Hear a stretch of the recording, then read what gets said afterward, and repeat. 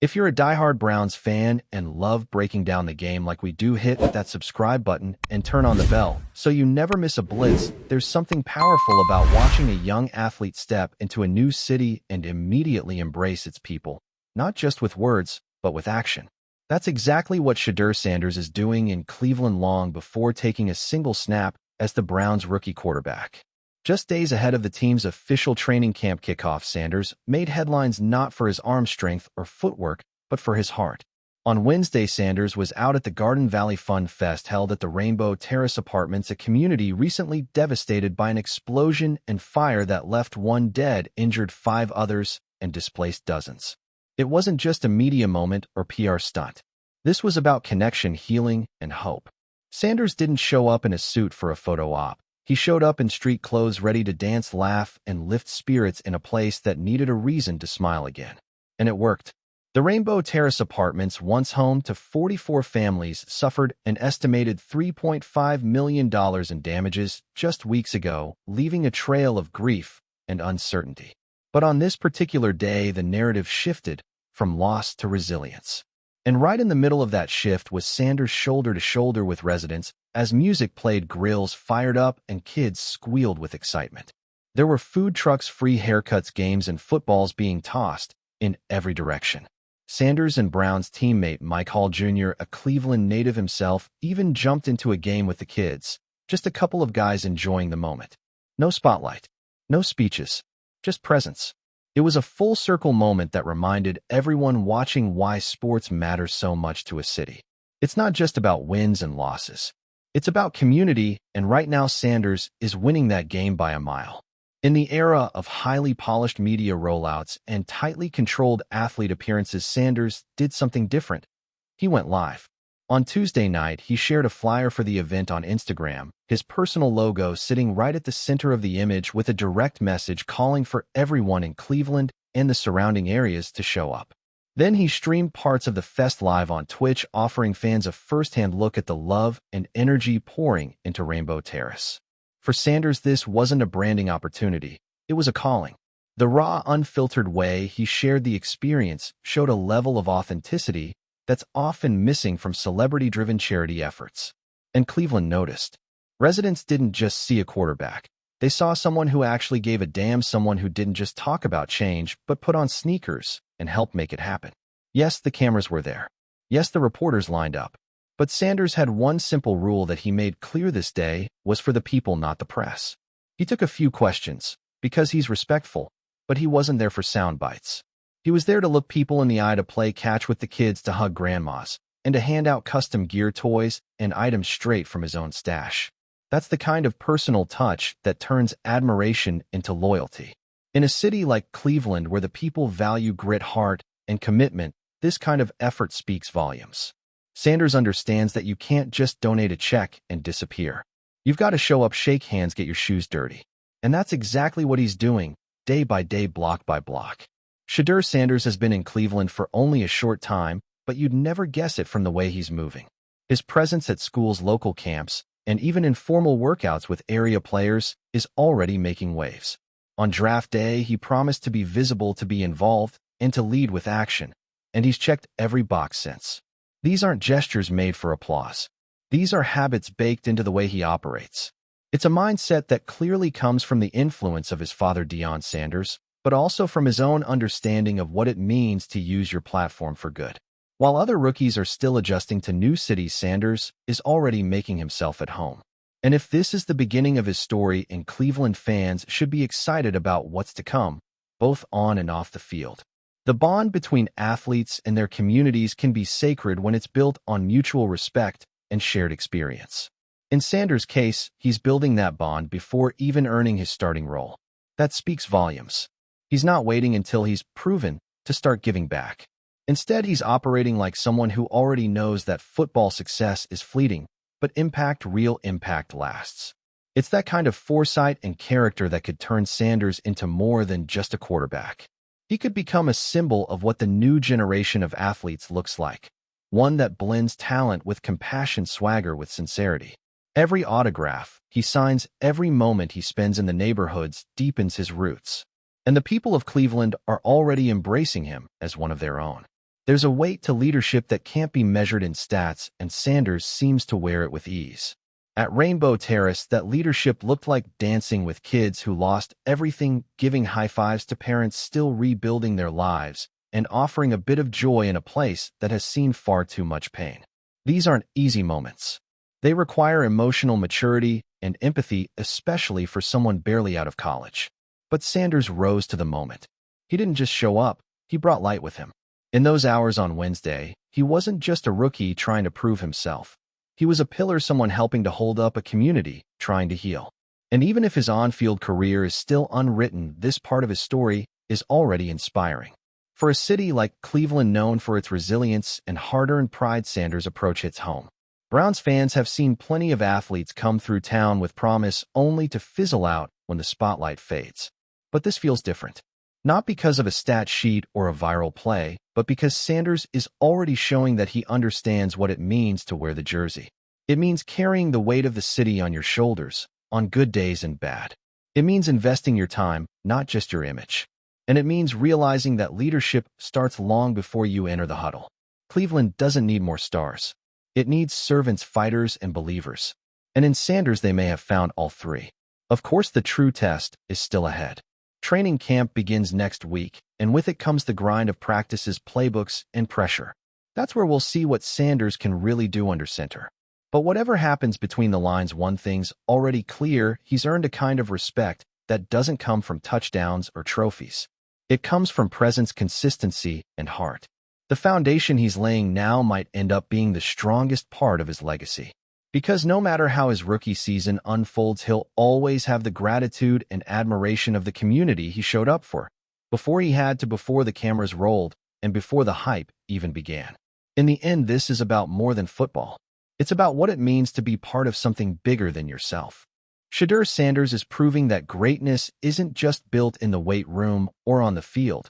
It's built in moments like the Garden Valley Fun Fest and hugs shared with strangers, and in choosing to show up when others don't. Cleveland is a city that's been waiting for someone to believe in it the way it believes in its teams. Sanders is doing just that, and the people are responding. As the countdown to training camp ticks away, fans aren't just excited to see what kind of quarterback he'll be. They're already proud of the man he's becoming. And that, more than anything, is how legends begin. Enjoying the content so far? Smash that like button and drop your take in the comments. We want to hear what you think about the Browns this season. In the swirling winds of the NFL offseason, drama is never far behind. And right now it's hovering over the Bay Area like a storm waiting to strike. The San Francisco 49ers find themselves in the middle of a contract standoff with wide receiver Jauan Jennings, a player who was once buried in the depth chart and now wants the respect and payday that comes with being a breakout star. With just 1 year left on his deal and a modest $7.5 million owed in 2025, Jennings isn't just looking for more money, he's looking for a future. But in the high-stakes chessboard of the NFL, one team's tension could be another team's treasure. And when you look at the landscape of potential suitors, one team stands out like a beacon of desperation and opportunity: the Cleveland Browns. This isn't just a rumor waiting to die out. It's a fire ready to spread. The Browns, plain and simple, need wide receiver help. Yes, they have Jerry Jeudy, and yes, they brought in Deontay Johnson, but let's not pretend this is a solidified group. Jeudy has flashed potential, but has never fully lived up to the hype since entering the league, and Johnson, he was passed around like a hot potato last year. 3 teams in 1 season, folks. That's not a sign of consistency or value, that's a warning sign. Cleveland didn't even bother to draft a receiver, which either signals confidence in what they have or an oversight that could haunt them. But here's where opportunity knocks. Jauan Jennings, all 6'3" and 215 pounds of him, is right there for the taking. A guy who posted 77 receptions, nearly 1,000 yards, and 6 touchdowns last year. That kind of production doesn't grow on trees, especially at a discount price. And let's not ignore the obvious: the Browns' offense may be turned over to a rookie quarterback at some point this year. Whether it's Deshaun Watson taking a seat due to injury, inconsistency, or controversy, or a young signal caller stepping in to save the season, Cleveland is walking a fine line. What do rookie quarterbacks need more than anything? Reliable targets. Big-bodied receivers who can bail them out when the pressure mounts. That's Jennings in a nutshell. He's not just a possession receiver. He's a safety net, a red zone monster, and the kind of guy who brings physicality to a passing game that often looks finesse-driven. Pairing him with Jeudy wouldn't just give Cleveland another option. It would change the dynamic of that receiver room entirely. It would bring balanced depth and, most importantly, credibility. Now let's look at the price tag. Jennings is due $7.5 million in 2025, an absolute bargain for a player with his numbers. In today's market where receivers are pulling in $2,000 and $25 million a year, Jennings is practically playing for peanuts. San Francisco knows this, and that's part of the problem. They want to keep him, but they're cash-strapped. With the Niners juggling contracts for stars like Nick Bosa-Deebo-Samuel and potentially Brandon Ayuk, something has to give. They can't pay everyone. That's the brutal math of the NFL. So if Jennings wants out, and his camp has made it clear he either gets paid or traded, then it's time for the Niners to make a decision. They can cling to him and risk losing him for nothing, or they can deal him and gain value. Cleveland should not just be interested, they should be aggressive. The phone call to the Bay Area should have been made yesterday. General Manager Andrew Berry has shown a willingness to be bold in the past, whether it's trading for Watson or making moves in free agency. This is another chance to show that aggression, but in a smart, calculated way. Jennings isn't going to cost a first-rounder. In fact, he probably wouldn't cost more than a third or fourth-round pick. That's highway robbery for a receiver coming off a breakout season. And if Cleveland truly believes it's ready to contend, if they believe the roster is built to win now, then this is the kind of low-risk, high-reward move that contenders make. Imagine this offense for a second. Deshaun Watson, or whoever lines up under center, dropping back with Jerry Jeudy on one side and Jawan Jennings on the other. Two very different types of receivers, but that's the beauty of it. Jeudy is the route technician, the separation artist. Jennings is the physical force, the contested catch king. Together, they would give Cleveland versatility, unpredictability, and legitimate firepower. Throw in tight end David Njoku and the running game. Even if Nick Chubb isn't 100%, and suddenly this is an offense that can punch you in the mouth or burn you deep. That's the kind of duality Cleveland needs if it wants to survive in the brutal AFC North. Let's not kid ourselves. The Browns' margin for error is razor thin. In a division with Lamar Jackson, Joe Burrow, and the ever-dangerous Steelers, Cleveland can't afford to have holes at key positions. Wide receiver is a premium spot in today's NFL. You don't win without weapons, and right now Cleveland has a few pieces, but not enough. Jennings wouldn't just be another guy in the room. He'd be a game changer. A guy who can win matchups on third down, who can make a young quarterback look better, who can deliver when the lights are brightest. And perhaps most importantly, he's hungry. He's motivated. Players in contract years are always dangerous. Now imagine one who wants to prove San Francisco wrong. On the flip side, San Francisco has some soul-searching to do. Jennings isn't their top receiver. That title belongs to either Ayuk or Samuel, depending on the day. But he became a crucial cog in Kyle Shanahan's system last year, especially when it mattered most. Letting him go would hurt, no question, but the NFL is a business. And if they know they can't pay him and he's asking out, then it's time to strike while the iron's hot. Get something back. Reinvest that draft capital elsewhere.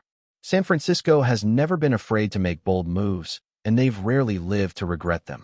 If Jennings ends up in Cleveland and thrives, it will sting, but that's the price of cap management and roster depth. So here we are staring down the barrel of what could be one of the most quietly impactful moves of the offseason. It may not generate headlines like a quarterback trade or a blockbuster free agent signing, but make no mistake, Jennings to Cleveland would shake things up. It would give the Browns a weapon they sorely lack, and it would give Jennings the spotlight and potentially the payday he craves. For San Francisco, it would be a chance to move forward with financial clarity. For Cleveland, it would be a bet on upside, on momentum, and on finally building an offense worthy of its playoff-caliber defense. In this game of NFL poker, the Browns are holding a hand, but Jennings might just be the ace up their sleeve. And if the Browns are serious about 2025, if they're truly ready to shed the ghosts of mediocrity and step into the limelight, then this is the kind of deal that separates pretenders from contenders. Jennings isn't a household name yet, but in the right system with the right quarterback and the right opportunity, he can be a star. Cleveland has been waiting for a move like this. The fans deserve a team that's not afraid to swing for the fences. So make the call.